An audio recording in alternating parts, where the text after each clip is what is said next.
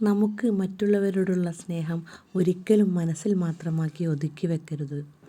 വാക്കിലൂടെയും പ്രവൃത്തിയിലൂടെയും നോട്ടത്തിലൂടെയുമൊക്കെ നമ്മുടെ സ്നേഹവും ലാളനയും അവരെ അറിയിക്കണം.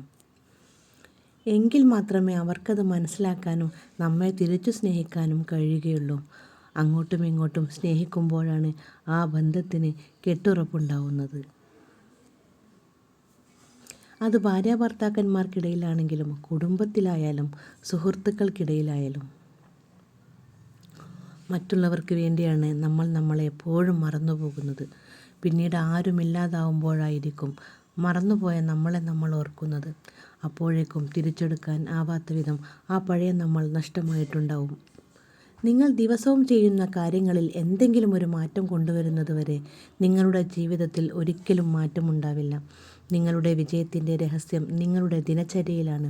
അതുകൊണ്ട് നിങ്ങളുടെ ദിനചര്യയിൽ മാറ്റങ്ങൾ കൊണ്ടുവരിക.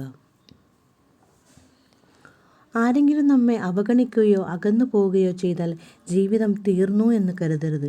നമ്മുടെ ജീവിതം എന്ന കഥയിൽ അവരുടെ വേഷം നന്നായി അഭിനയിച്ച് അവസാനിപ്പിച്ചു എന്ന് കരുതിയാൽ മതി. നമ്മുടെ ജീവിതം എന്ന കഥ അവരില്ലെങ്കിലും തുടർന്നു കൊണ്ടേയിരിക്കും. പരസ്പരം മനസ്സിലാക്കുക. ഒന്ന് മനസ്സ് തുറന്ന് സംസാരിച്ചാൽ, പരസ്പരം ഒന്ന് കേൾക്കാൻ തയ്യാറായാൽ തീരാവുന്ന പ്രശ്നമേ പലരുടെ ജീവിതത്തിലും കാണും. അതിനുള്ള മനസ്സ് കാണിക്കാതെ വരുമ്പോഴാണ് പല ബന്ധങ്ങളും ഇല്ലാതാവുന്നത്. നിങ്ങൾക്ക് എൻ്റെ വീഡിയോ ഇഷ്ടപ്പെട്ടാൽ ലൈക്ക് ചെയ്യാനും ഷെയർ ചെയ്യാനും സബ്സ്ക്രൈബ് ചെയ്യാനും മറക്കല്ലേ. Thank you.